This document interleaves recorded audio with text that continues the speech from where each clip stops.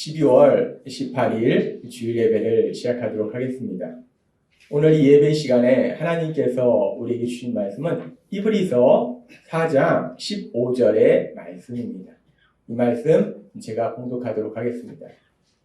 우리에게 있는 대제사장은 우리의 연약함을 동정하지 못하실 리가 아니요 모든 일에 우리와 똑같이 시험을 받으신 이로되 죄는 없으시니라. 아멘. 오늘 이 시간 우리를 사랑하신 하나님, 그 하나님이 우리에게 말씀하실 때 예배 시간마다 우리 입술을 통해서 선포하게 하신 말씀, 빌립보서 4장 13절 말씀 힘차게 선포하는 시간 갖도록 하겠습니다. 빌립보서 4장 13절 말씀. 내게 능력 주시는 나의 주님 안에서 내가 모든 것을 할 수 있느니라. 아멘. 우리가 하나님을 만나서 하나님의 말씀을 듣는 예배 시간마다 우리 입술을 통해서 선포하게 하신 이 말씀처럼 정말 우리가 세상 살아갈 때 날마다의 삶 속에 우리가 할 수 없는 많은 일들을 만날지라도 전능하신 하나님 능력으로 역사하셔서 우리가 모든 것을 할 수 있는 능력자로 살아가는 그 놀라운 역사를 체험하시는 여러분이 되시기를 바랍니다. 하나님은 우리를 사랑하십니다. 지난 한 주간도 제가 찬양을 부르면서 가만히 생각해 보니까 지난 한 주간, 그 한 주간에도 하나님이 제 삶 속에 역사하신 일들이 얼마나 많은지, 얼마나 세심하게 저희 모든 것을 아시기 때문에 전혀 생각하지 못했는데 하나님이 이런 것도 해주시고 저런 것도 해주시고 정말 그렇게 우리를 사랑하신 하나님, 우리가 예수님을 믿으면 그 하나님의 놀라우신 사랑, 그 사랑을 날마다 체험하기 때문에 우리 안에 그 하나님의 사랑이 가득히 흘러 넘칩니다. 그래서 어느 순간에 예전에는 우리가 어떤 사람이었던지 예수님을 믿고 시간이 지날수록 우리가 사랑의 삶으로 변화된다는 거예요. 그래서 이제 우리가 그렇게 사랑의 삶으로 변화되면 우리가 사람들을 사랑하는데, 그래서 하나님께서 주신 말씀처럼 이제 사랑하는 삶을 통해서 영혼 구원, 이제 다음 주가 성탄절 예배입니다. 우리 예수님이 우리 위하여 십자가에 돌아가시기 위해서 이 땅에 오신 그날, 그 예수님의 탄생을 기뻐하며 감사하는 그날 우리가 예수님의 탄생을 기뻐하면서 감사하면서 우리 예수님을 기쁘시게 하기 위해서 예수님이 이 땅에 오신 그 목적을 이루는 영혼의 그 축제를 위해서 준비하는 다음 주가 그렇게 성탄 감사예배 영혼구원 축제의 날인데, 우리가 그렇게 사랑의 삶을 살다 보면 이제 영혼구원의 그런 삶으로 나아가게 된다는 거예요. 그런데 우리가 참 연약한 것이 마음에는 사랑하는 마음이 이만큼 있는데도 불구하고, 그런데 그 사랑을 표현하는 것은 참 서툰 것이 우리의 모습입니다. 우리의 모습이고, 우리를 너무나 사랑하셨고 우리를 목숨보다 더 사랑하시던 우리의 부모님들, 그리고 또 그 부모님들, 우리가 그렇게 사랑을 하지만, 마음에 사랑이 가득 차지만 그 사랑을 구체적으로 행동으로 옮길 때는 참 어리석고 미련한 것이 많기 때문에 하나님이 우리가 이제 사랑의 삶을 통해서 영혼구원의 삶을 살 때, 그렇다면 우리가 우리 마음에 가득한 그 사랑을 구체적으로 어떻게 행동으로 실천하는가, 하나님이 그 부분에 대해서 우리에게 하나하나 말씀해 주셨어요. 그래서 하나님께서 우리에게 말씀해 주신 사랑을 구체적으로 어떻게 행동으로 실천하는가, 가장 중요한 것은 우리가 누군가를 많이 사랑하면 사랑할수록 우리가 하는 가장 중요한 건 무엇인가, 내가 그 사람을 도와주려고 몸부림치는 것이 아니라 모든 것을 아시고 모든 것을 할 수 있는 하나님, 그 하나님께 기도한다라고 말씀하셨어요. 하나님 주신 말씀처럼 사랑하는 사람들을 위해서 매 순간마다 기도하시는 여러분이 되시기를 바랍니다. 사랑하면 기도한다라고 말씀하셨어요. 사랑하면 기도하고, 또 사랑하면 우리가 무엇을 하는가, 사랑하면 자꾸 그 사람이 완벽한 사람이 되기를 우리가 원하기 때문에 부족한 점이 있으면 이것도 지적하고 저것도 지적하고 충고하고 조언하는데, 근데 충고와 조언은 사람을 슬프게 만들고 마음에 상처를 주고 열정을 잃어버리게 만든다. 그래서 하나님 우리에게 말씀하신 게, 사랑하면 충고하고 조언하기보다는, 사람은 누구나 잘하는 게 있잖아요. 장점이 있잖아요. 잘하는 것을 칭찬해줘라 라고 말씀하셨어요.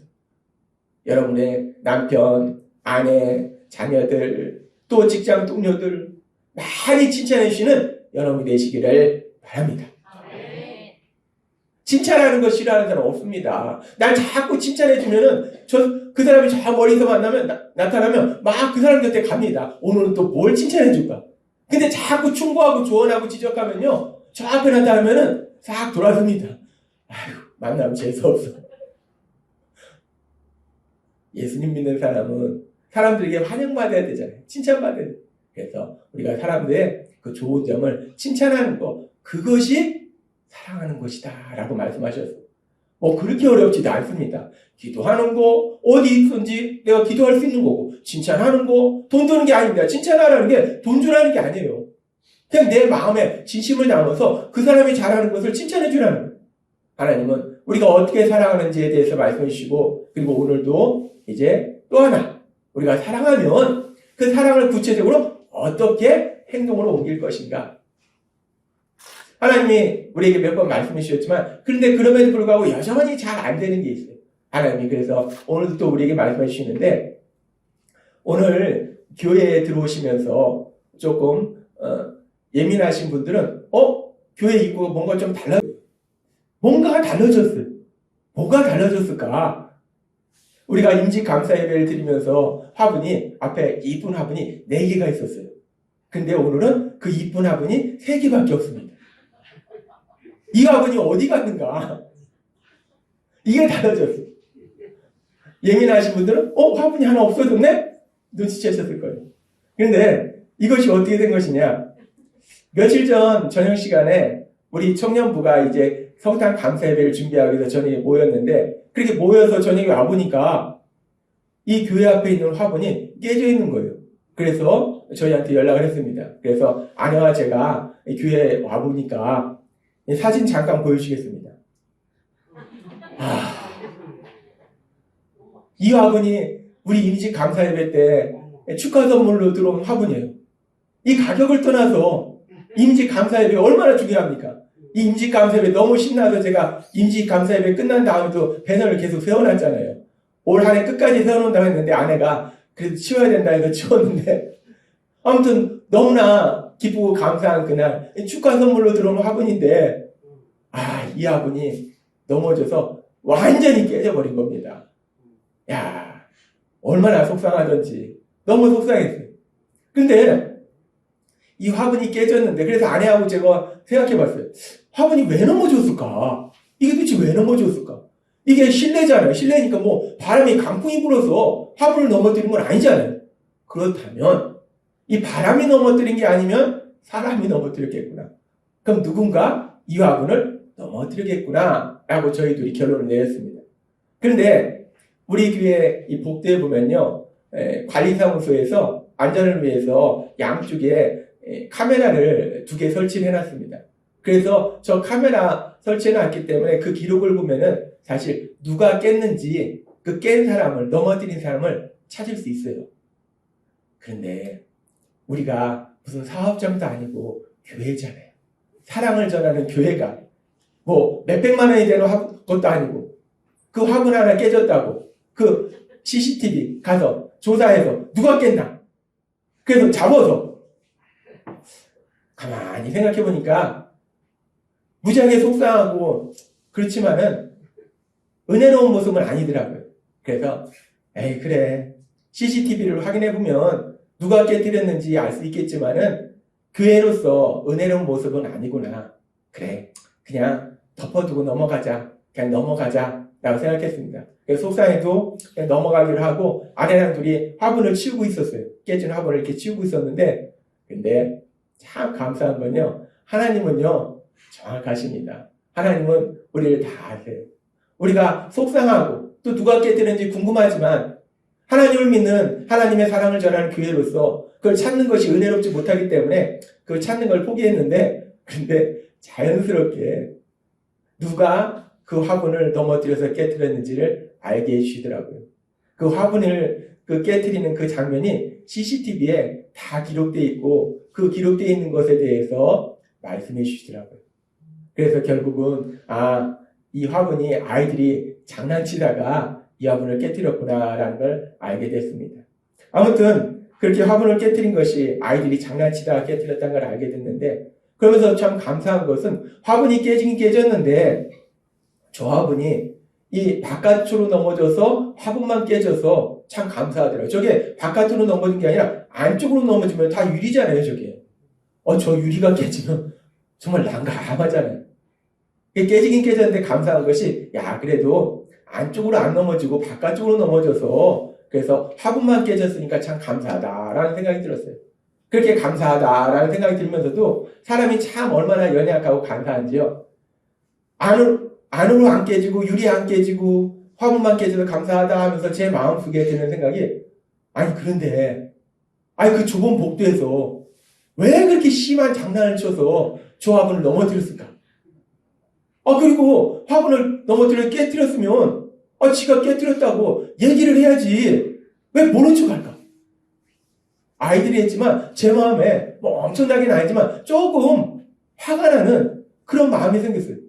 도대체 왜 그렇게 심하게 장난을 쳐서, 그리고 깨뜨리고서 왜 얘기도 안 하고.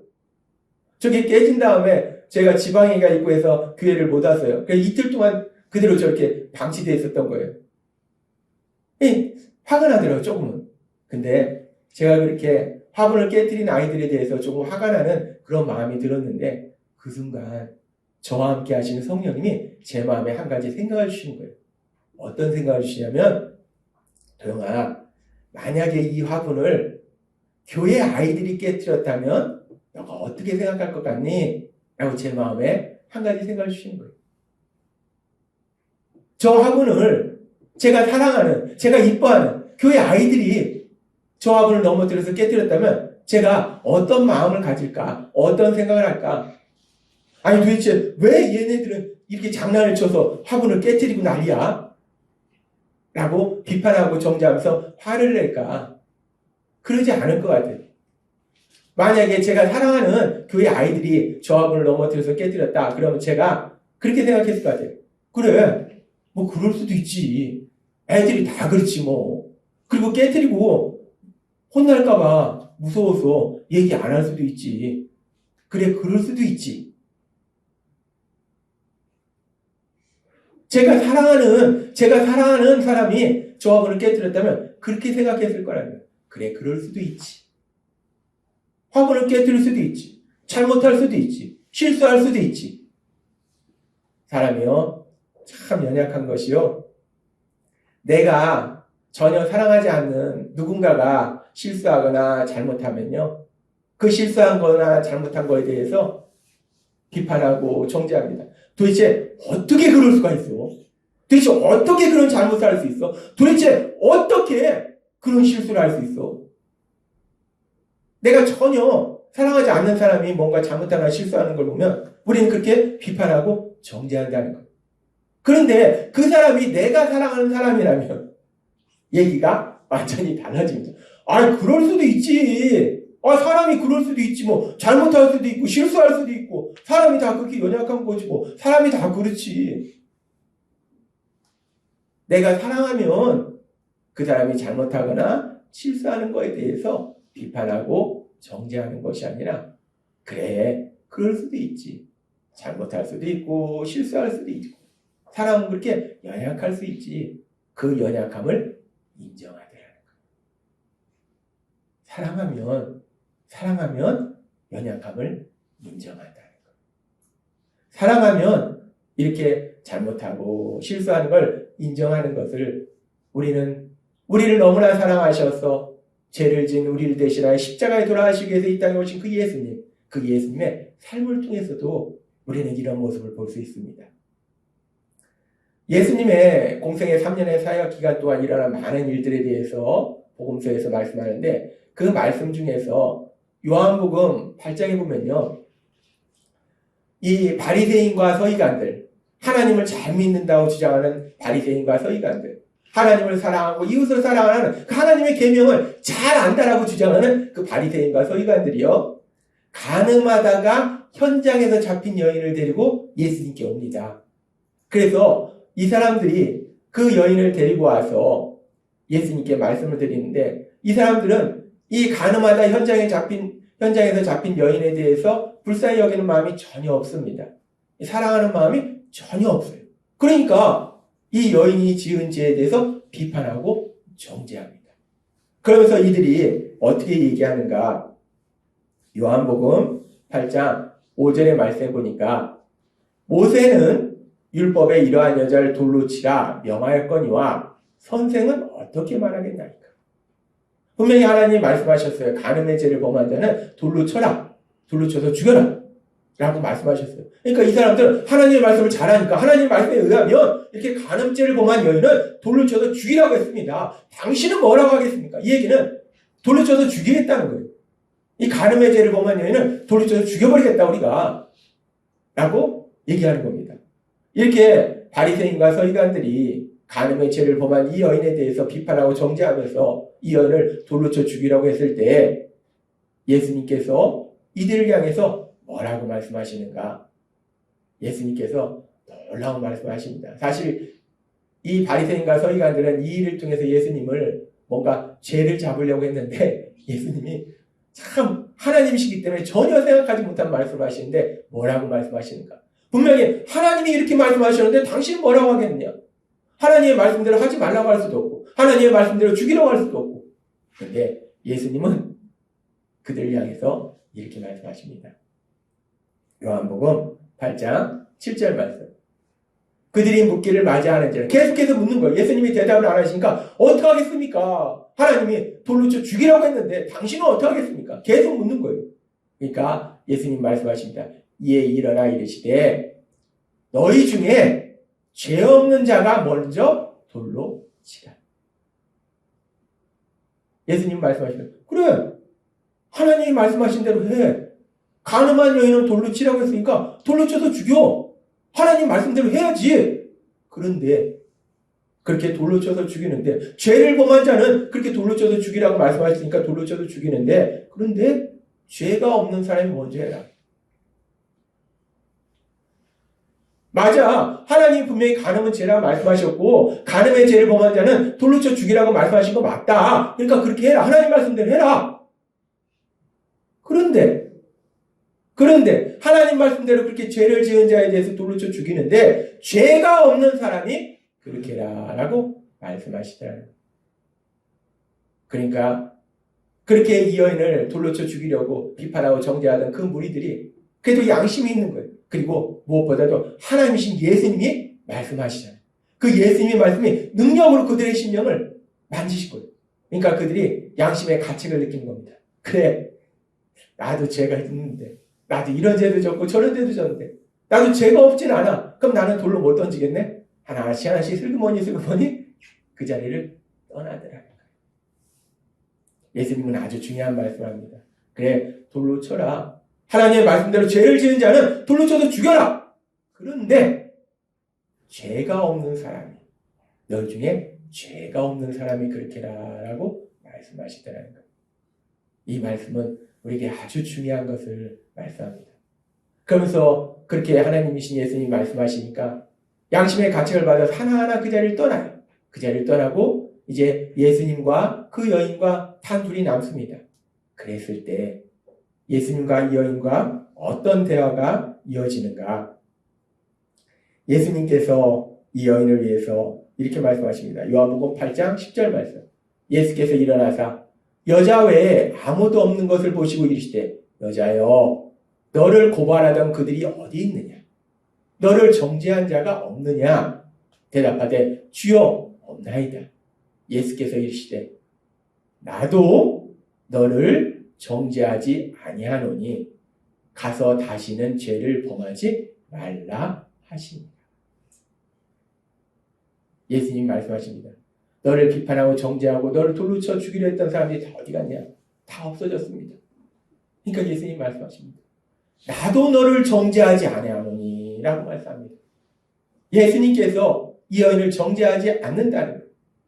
예수님께서 이 여인을 정죄하지 않으신다는 것은 예수님께서 하나님신 예수님께서 이 여인이 지은 죄, 그 간음의 죄, 그 무서운 죄를 용서하시겠다라고 말씀하시는 거예요. 그런데 우리가 이 부분에서 오해하지 말아야 될 것은 예수님께서 이 여인이 지은 간음의 죄에 대해서 정죄하지 아니한다, 용서하신다라고 말씀하시는 것이 이 여인이 죄를 안 지었다라고 말씀하는 것이 아니에요. 분명히 이 여인은 간음의 죄를 지었습니다. 그리고 그 간음의 죄는 무서운 죄예요. 그리고 예수님이 지금 정죄하지 않는다라는 이 말씀이 그래 죄 줘도 괜찮아. 죄 자꾸 줘. 라고 말씀하신 건 아니라는 겁니다. 지금 우리가 이 말씀을 보면 요한복음 8장 11절의 말씀을 다시 보면요. 예수님 말씀하십니다. 나도 너를 정죄하지 아니하노니 라고 말씀하시면서 가서 다시는 죄를 범하지 말라 라고 말씀하십니다. 내가 용서해 줄 테니까 다시는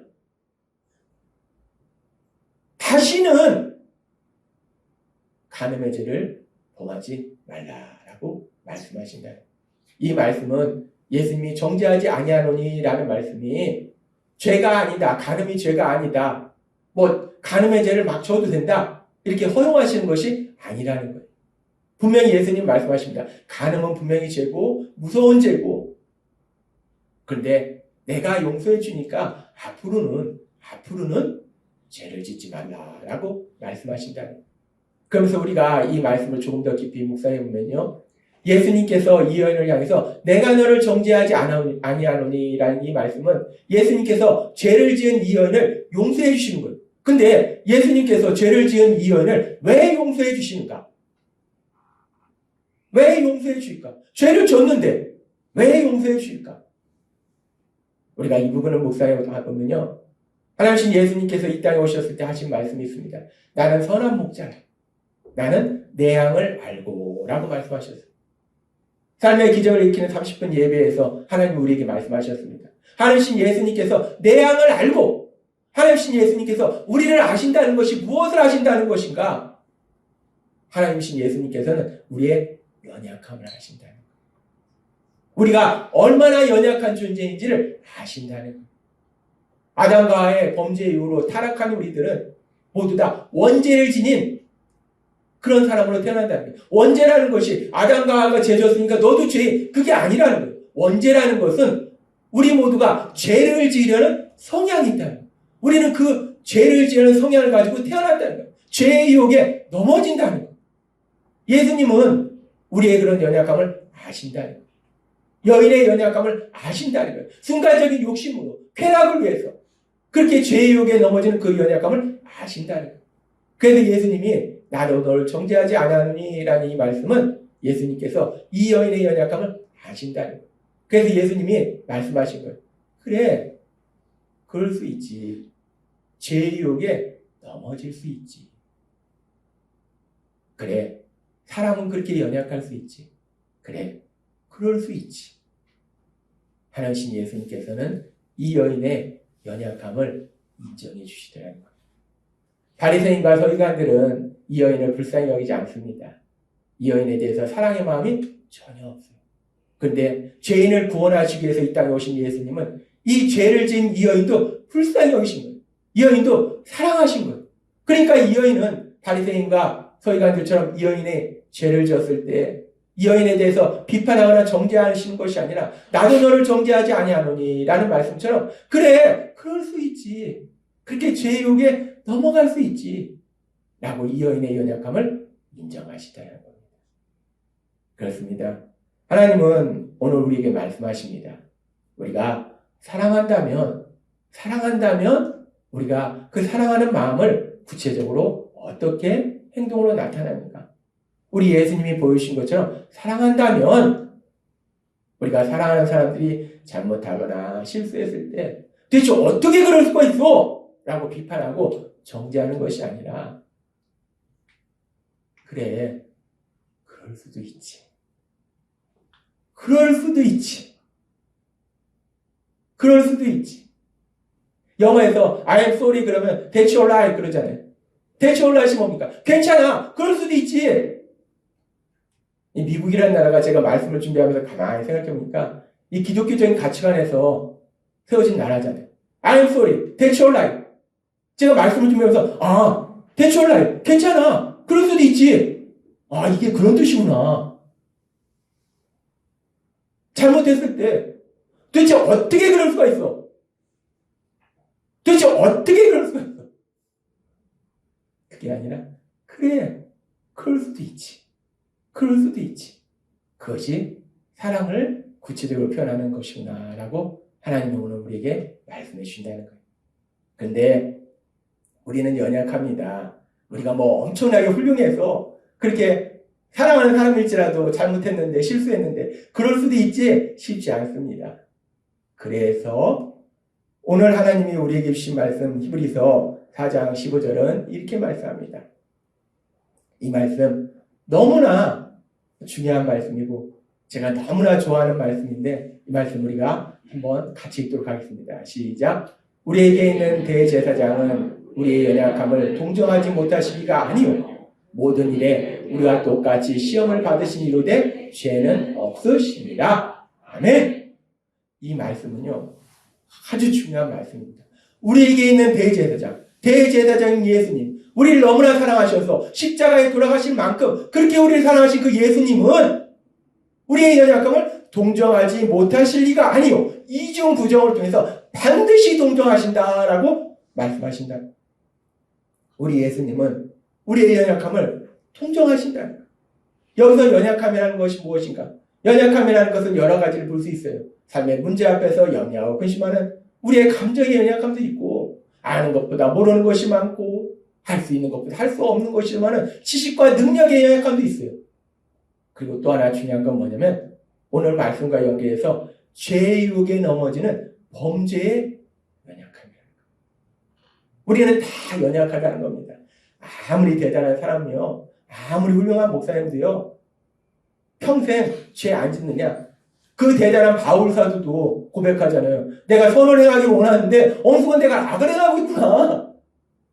바울 사도가 죽음을 앞두고 나는 죄인 중에 괴수다. 괴수였다가 아닙니다. 나는 죄인 중에 괴수다. 최고 악질 죄인이다. 복음을 위해서 생명을 바친 그 바울 사도가 죽음을 앞둔 그 믿음의 순간에도 바울 사도는 난 죄가 없다가 아니라 나는 죄인 중에 괴수다. 난 죄를 짓는다는 거예요. 우리는 다 그렇게 죄를 짓는다. 그렇게 죄를 짓는데 그게 우리의 연약함인데 우리 예수님은 우리를 사랑하시기 때문에 그 연약함을 동정하신다라고 말씀한다. 이 동정하신다. 이 말씀에 대해서 하나님이 여러 번 말씀하셨어요. 이 동정하신다는 단어가 헬라어로 심파세오라는 뜻이에요. 심파스코. 함께 아파하다. 라는 의미에서 나온다. 심파세오. 아주 중요한 단어입니다. 심파세오. 이 동정한다는 게 단순히 안데소라는 단어가 아니라는 거예요. 동정한다는 것은 그 연약함을 인정하는 것이고 그 연약함으로 인한 고통에 함께 아파하시는 것이고 그 고통에서 구해주시는 것. 이 세 가지가 더해진 게 동정한다. 하나님은 우리의 연약함을 아신다는 거예요. 내가 삶의 문제 앞에서 눈물이 되는 거 아신다는 거예요. 내가 죄의 욕에 넘어진 거 아신다는 거예요. 그래서 우리 예수님은 그 연약함을 동정하신다는 거예요. 우리 예수님이 그 연약함을 동정하신다는 것은 우리가 그렇게 연약할 때, 특별히 우리가 어리석고 미련해서 실수하고 죄를 질 때 도대체 네가 어떻게 그럴 수가 있어? 내가 너를 위해서 십자가에 죽었는데 네가 도대체 어떻게 그럴 수 있어? 라고 예수님이 우리를 비판하고 정죄하시는 것이 아니라 우리 예수님은 우리가 그렇게 실수하고 잘못했을 때 우리에게 오셔서 그래, 그럴 수 있어. 그럴 수 있어. 괜찮아. 그럴 수 있어. 이 말씀이 연약함을 동정하신다는 것. 우리 예수님이 그렇게 날마다의 삶 속에 우리 연약함을 동정하고 계심을 믿습니다. 저는 제 삶 속에 이 말씀을 수없이 체험했어요. 어떤 때는 제 스스로 생각해도 참 화가 나고 속상하고 내가 왜 이렇게 미련했나? 내가 왜 이렇게 바보 같은가? 내가 왜 그랬을까? 내 스스로 생각해도 나에게 화가 나는데 그런 순간 우리 예수님은 저에게 오셔서 말씀하신 거예요. 도영아 괜찮아. 그럴 수도 있어. 그럴 수도 있어. 괜찮아. 그럴 수도 있어. 제 삶 속에 수없이 체험하게 하신 이 사랑이 여러분과 함께하고 있음을 믿습니다. 우리가 다른 사람들의 연약함을 특별히 실수하고 잘못한 그 연약함을 우리가 동정할 수 있는 것이 인정해 줄 수 있는 것이 그래 그럴 수 있어 라고 우리가 인정해 줄 수 있는 것이 우리가 훌륭해서가 아니라 우리가 날마다의 삶 속에 그 사랑을 체험하다 보니까 어느 순간에 우리도 그 예수님을 닮아서 그렇게 연약함을 동정하는 그래 그럴 수 있어 라고 연약함을 인정하는 사람으로 변화될 걸 믿습니다. 특별히 잘 안 되는 게, 저도 제일 잘 안 되는 게 누구냐면은 아내입니다. 남편이에요. 자녀들이에요. 조금만 잘못해도, 아니 도대체 어떻게, 이 도대체 어떻게가 아니라, 그래 그럴 수가 있어. 그래 그럴 수 있어. That's your life.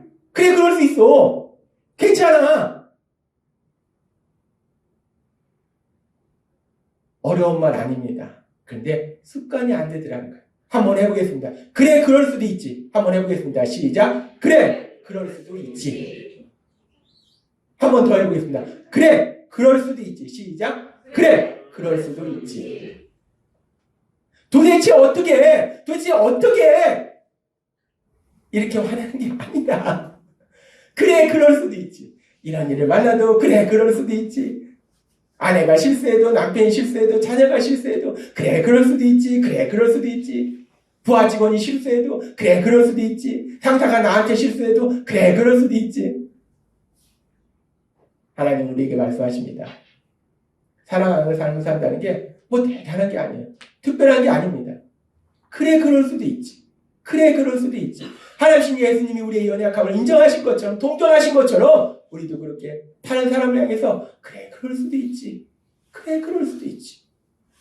오늘 주신 말씀처럼 하나님이신 예수님이 우리에게 주신 그 놀라우신 사랑이 우리 안에 가득 흘러넘쳐서 우리가 남편과 아내와 자녀들과 형제 자매와 교회 식구들과 그리고 또 우리 직장 동료들과 이웃 사람들에게 실수하고 잘못했을 때 죄가 아니라는 거 압니다. 분명히 죄는 죄입니다. 죄는 죄예요. 죄에 대해서 또 그 사람은 회개는 해야 돼요.